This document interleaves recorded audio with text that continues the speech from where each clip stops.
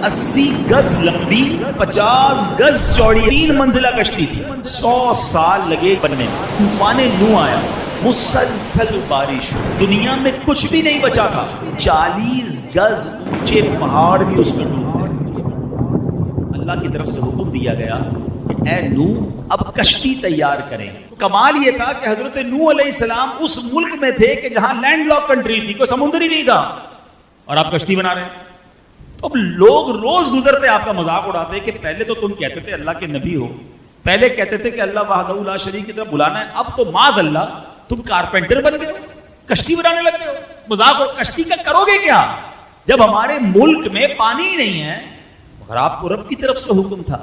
अच्छा, पहले तो आपने उसको बनाने के लिए सागवान के दरख्त उगाए, और वो 100 साल लगे उन दरख्तों को उतना बड़ा होने में कि जितनी लकड़ी की जरूरत थी। 100 ईयर्स तक तो पहले आपने दरख्त उगाया, फिर उसके बाद 80 गज लंबी और 50 गज चौड़ी आपने कश्ती बनाई। अच्छा, कश्ती भी एक दर्जा नहीं था, यानी एक फ्लोर की नहीं थी, वो 3 मंजिला कश्ती थी। आपने उसके 3 दर्जे बनाए, क्योंकि निचले तबके में परिंदे और हशरातुल अर्द, कीड़े मकोड़े जो होते हैं, दरमियानी तबके में यानी फर्स्ट फ्लोर पर चौपाए, और फिर ऊपर सेकंड फ्लोर पर मोमिनीन, और खुद हज़रत नूह अलैहिस्सलाम ने अपने लिए और मोमिनीन के लिए जगह बनाई। यानी 3 फ्लोर की ये कश्ती तैयार की गई। 100 साल लगे ये तारीखी कश्ती को बनने में। इस तनूर से जब पानी निकले ना, तो आप समझ जाना कि अब तूफान आने वाला है। दिस इज इंडिकेशन, और ये कुरान में मौजूद है।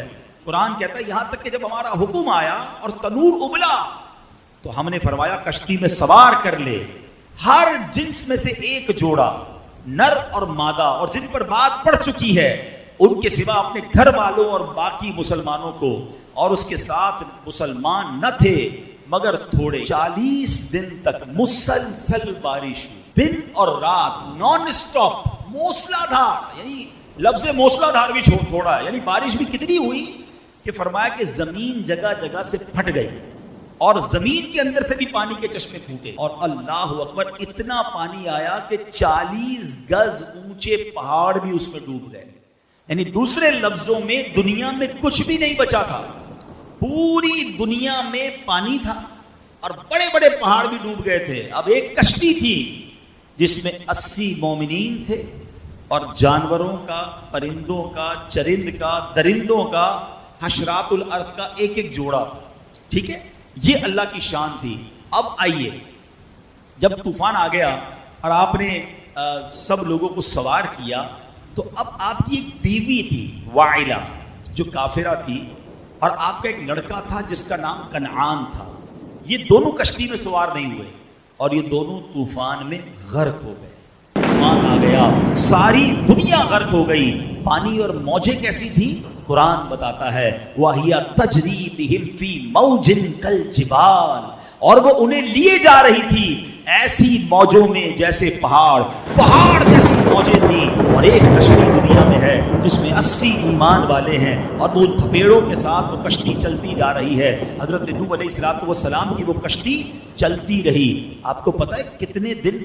6 महीने तक ये कश्ती इसी तरह पानी में चलती रही। और सुनो, उस वक्त जो खाना काबा की जमीन थी ना, ये कश्ती वहां भी पहुंची, काबा मुशर्रफा का 7 बार उसने चक्कर भी लगाया। अब उसके बाद ये कश्ती एक पहाड़ पर रुकी, और ये पहाड़ भी जूदी पहाड़ है। इस पर भी उलमा ने बड़ी प्यारी बात लिखी है कि अल्लाह पाक ने हर पहाड़ पर एक वही फरमाई।